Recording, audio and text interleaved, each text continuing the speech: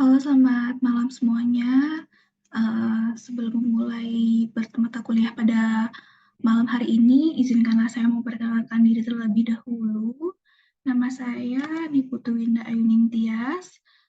Kalian bisa manggil saya dengan Miss Winda atau Bu Winda. Oke, pada pertemuan kali ini kita akan membahas mengenai akuntansi keuangan lanjutan 2, yang dimana lanjutan dari akuntansi keuangan lanjutan 1 yang telah dibahas di semester sebelumnya. Jadi, akuntansi keuangan lanjutan 2 ini akan membahas, oke, kita kembali ke RPS dulu. Oke, ini jika kalian sudah mendapatkan RPS, RPS ini rencana pembelajaran semester yang dimana akan diampu oleh saya sendiri.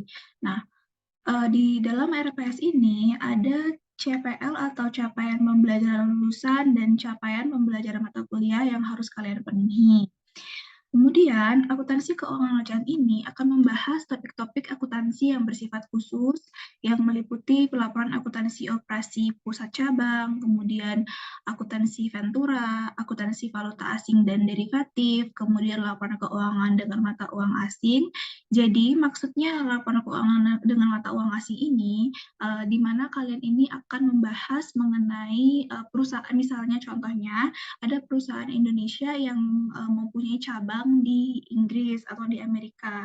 Jadi otomatis pencatatan laporan keuangan itu sangat berbeda di Indonesia maupun di Inggris. Jadi pencatatan baik mata uang, kemudian sesuai standarnya dan lain sebagainya, dan akan disesuaikan dengan standar yang berlaku di Indonesia.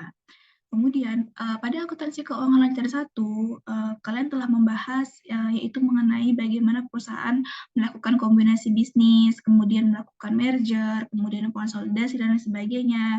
Sedangkan di akuntansi keuangan lanjutan 2 ini, kalian akan membahas mengenai bagaimana perusahaan itu membuka membuka cabang-cabang perusahaannya di tempat lain, kemudian bagaimana cara perusahaan tersebut mengembangkan perusahaannya, dan perusahaan tersebut bagaimana cara melaporkan laporan keuangannya dan lain sebagainya.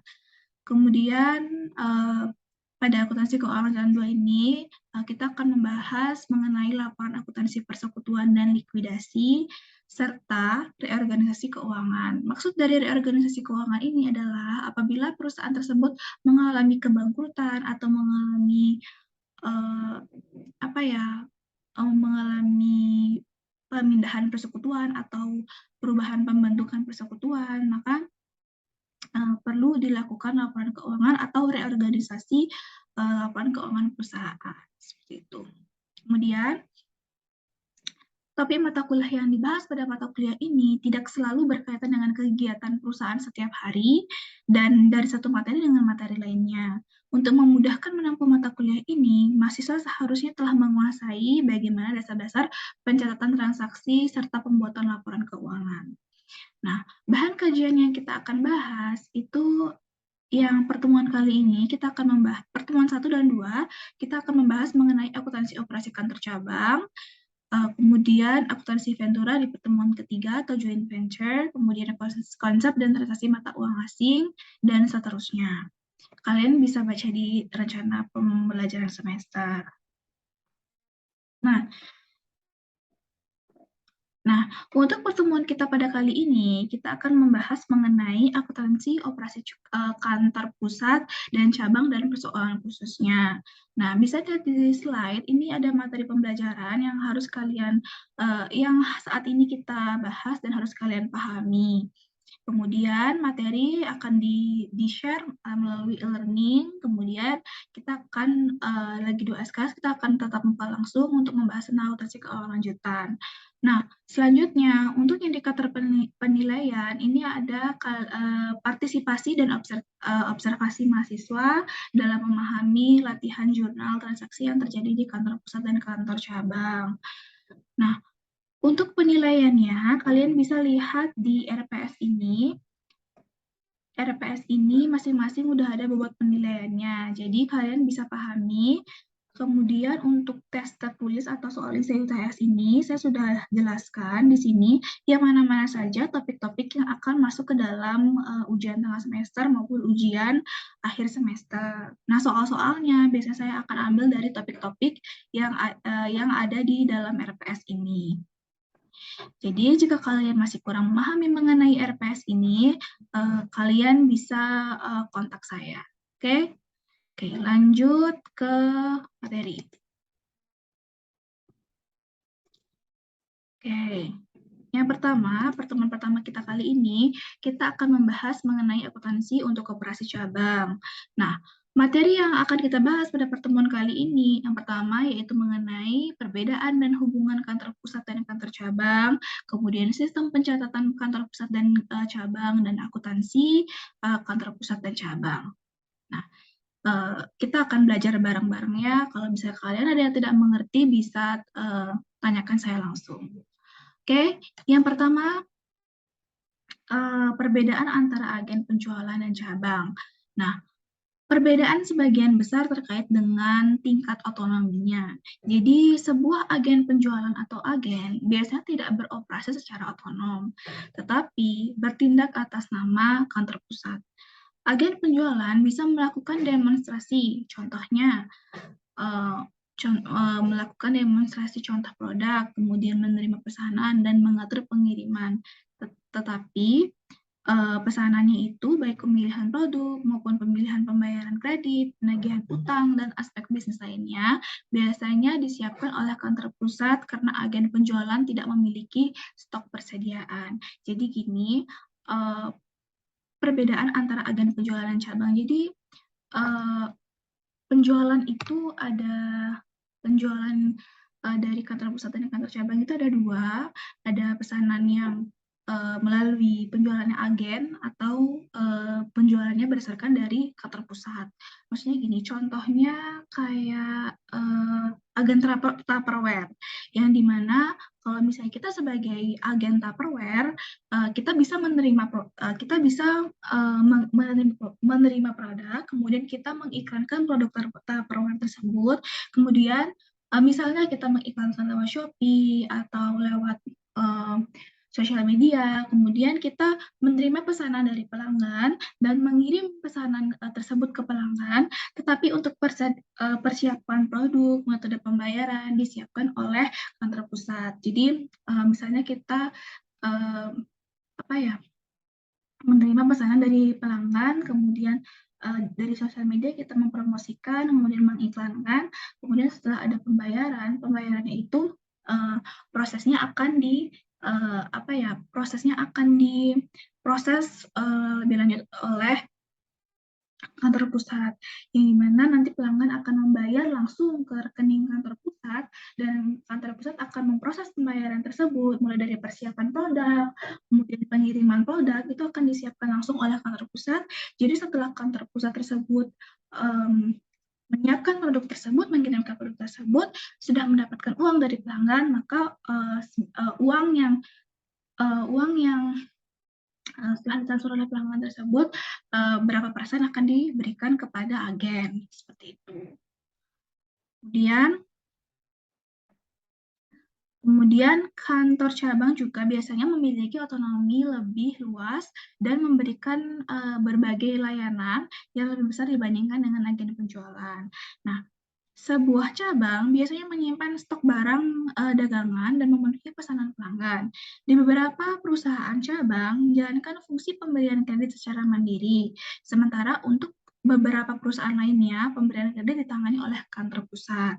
Nah, contohnya perusahaan yang beroperasi melalui cabang-cabang itu adalah Matahari. Kalau misalnya otonomi yang lebih luas lagi, misalnya kantor cabang ini memiliki cabang di mana-mana. Misalnya yang paling terlihat itu contohnya adalah Matahari, yang dimana Matahari ini memiliki pusat di Jakarta dan memiliki cabang di seluruh Indonesia. Nah, apabila cabangnya misalnya di Batam, berarti cabang Matahari di Batam yang sendiri melakukan transaksi keuangan, jadi tidak perlu ada sangkut pautnya dengan kantor pusat. Jadi fokus semua transaksi, pengiriman, pembayaran atau apapun itu langsung di apply oleh cabang yang ada di Batam. Sedangkan kalau untuk tanda tangan kontrak, kemudian kerjasama itu dengan kantor pusat. Tapi kalau misalnya seluruh transaksi keuangan, baik itu keuangan apapun, pengiriman apapun, itu langsung dilakukan oleh kantor cabang. Beda dengan Tupperware tadi, kalau kita misalnya seperti agen itu kan agen itu berarti masih ada kantor pusatnya. Jadi kita hanya menerima barang. Kalau sudah menerima barang, kita hanya mengiklankan, kemudian terus pengiriman produk dan pembayaran itu langsung di kantor pusat, seperti itu perbedaannya. Kemudian hubungan kantor pusat dan kantor cabang. Bekerjanya suatu cabang itu pertama diberi modal kerja, kemudian membeli barang dagang pada pihak ketiga, yang ketiga melakukan aktivitas penjualan. Kemudian yang pertama, garis besar bekerjanya satu cabang, itu yang satu cabang diberi modal kerja, baik berupa kas, barang dagangan, maupun aset lainnya oleh kantor pusat. Jadi misalnya kayak Matahari tadi, jadi kantor, kalau misalnya, sorry,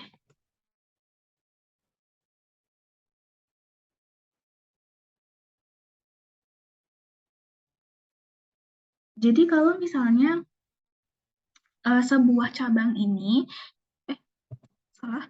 Jadi misalnya kalau kantor cabang ini biasanya itu akan diberikan modal kerja. Jadi misalnya kayak Matahari, dia itu diberikan modal oleh para investor dan stakeholder yang dimana baik modal tersebut baik berupa kas, kemudian barang dagangan, maupun aset lainnya oleh kantor pusat. Jadi kalau misalnya Matahari itu emang mau bergerak sendiri, itu akan diberikan barang-barang yang sesuai dengan kantor pusat. Diberikan modal dari kantor pusat berupa uang kas, kemudian barang-barang dagangan dan aset lainnya oleh kantor pusat.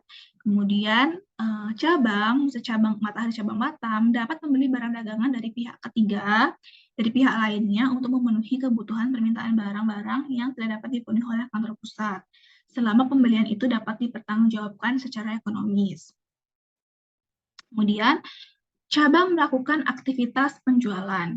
Jadi, setelah diberikan modal kerja, kemudian setelah memenuhi persediaan dan aset-asetnya, kemudian beli barang dagangan, kemudian telah komplit gitu istilahnya, cabang bisa melakukan aktivitas penjualan, mulai dari usaha untuk mendapatkan pembeli, kemudian mengirimkan barang, atau menyerahkan barang dan jasa langsung kepada pelanggan, kemudian membuat faktur, menagih, dan mengumpulkan piutang, menyimpan uangnya di dalam rekening bank sendiri.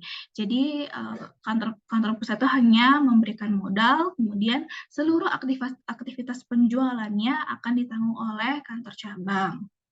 Jadi kalau kantor pusat itu hanya menerima hasil dari laporan keuangan saja biasanya. Oke. Nah, contoh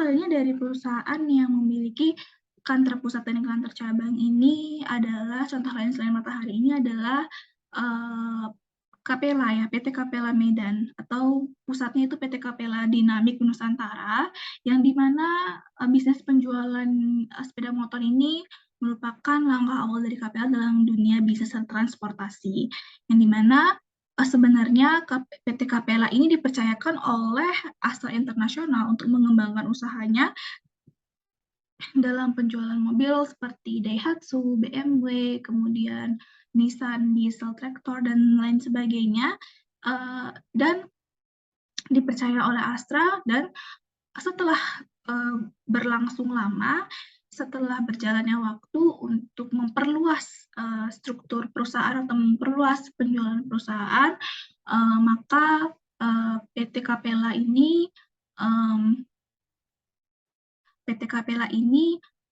melakukan pemasaran di kantor-kantor cabang. Jadi pusatnya itu ada di Capella, kemudian pusatnya itu kan Capella Medan, kemudian dia itu sorry, pusatnya itu namanya PT Dinamik Nusantara ini, kemudian itu kantor pusatnya yang berkedudukan di Medan, kemudian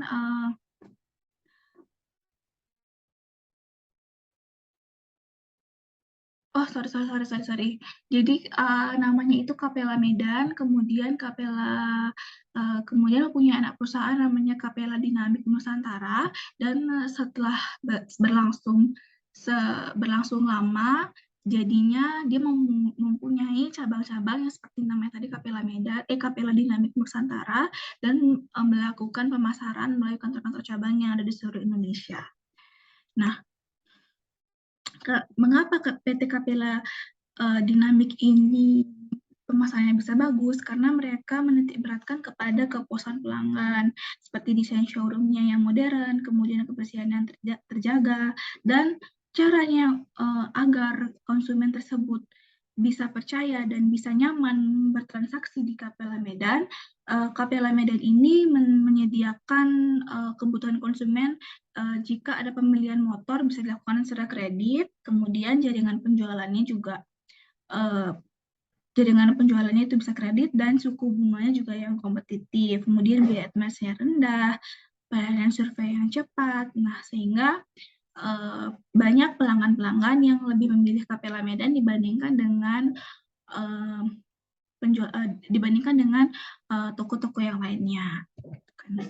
Nah, kemudian sistem pencatatan kantor pusat dan kantor cabang ini dilakukan secara sentralisasi atau ke atas dan desentralisasi ke bawah.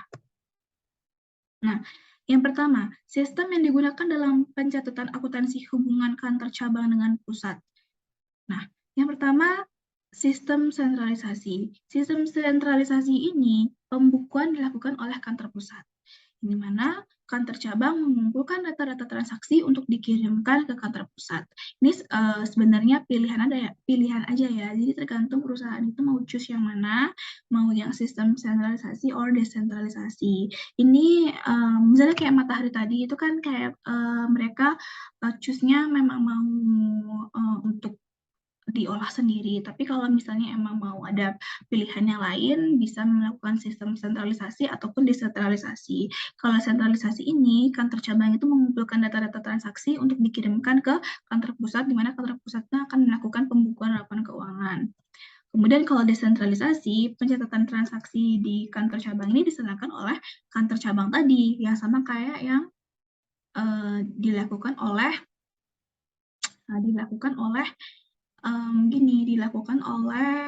Matahari tadi, yang dimana kantor cabang ini tidak memiliki rekening modal, melainkan rekening kantor pusat. Dan kantor pusat ini memberikan modal bagi kantor cabang untuk penanaman atau investasi modal dari kantor pusat di cabang yang bersangkutan. Gitu.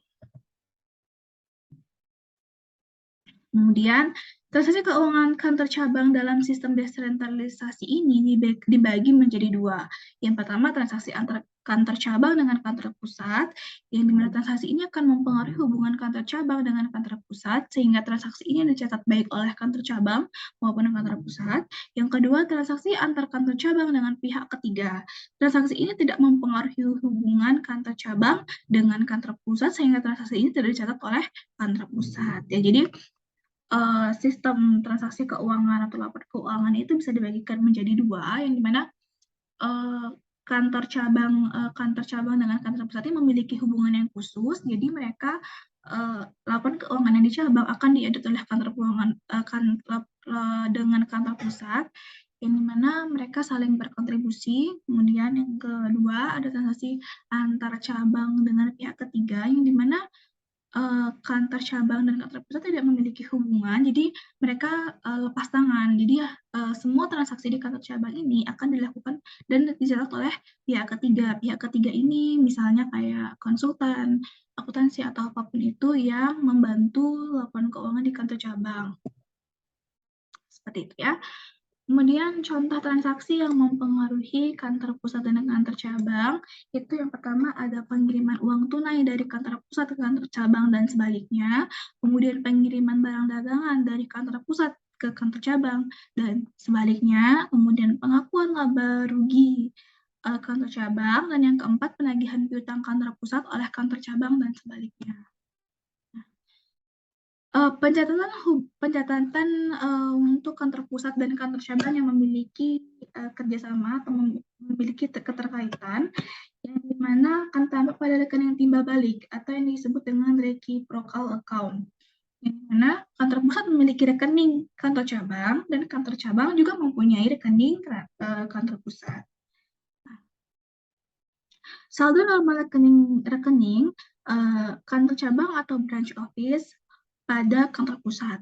Yang pertama debit, untuk mencatat pengiriman uang atau aset lainnya ke kantor cabang. Jadi kantor pusat akan mencatat pengiriman uang atau aset lainnya ke kantor cabang. Kemudian yang kedua, untuk mencatat pengiriman barang dagang ke kantor cabang. Kemudian yang ketiga, untuk mencatat laba dari operasi kantor cabang.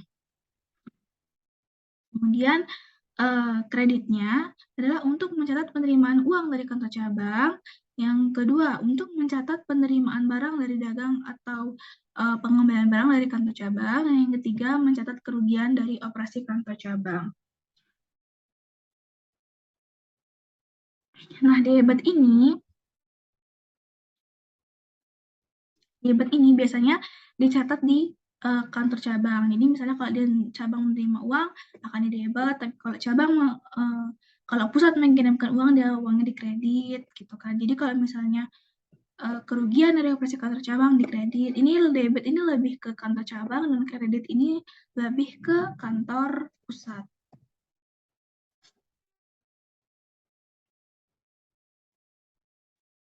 Nah, kemudian saldo untuk kantor pusat pada kantor cabang ya.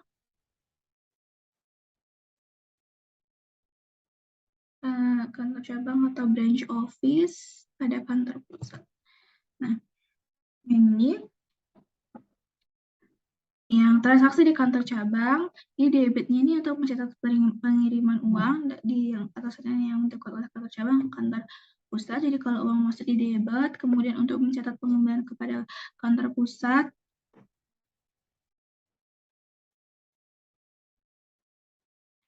misalnya kemudian untuk mencatat kerugian operasi kantor cabang. Kemudian kreditnya untuk mencatat uang tunai yang terima dari kantor pusat, untuk mencatat barang dagang yang terima dari kantor pusat, dan yang ketiga untuk mencatat laba yang dihasilkan oleh operasi kantor cabang. Jadi untuk memperjelasnya kita akan mengerjakan soal ya. Nah, yang pertama, kantor cabang menerima uang 150 juta dari kantor pusat.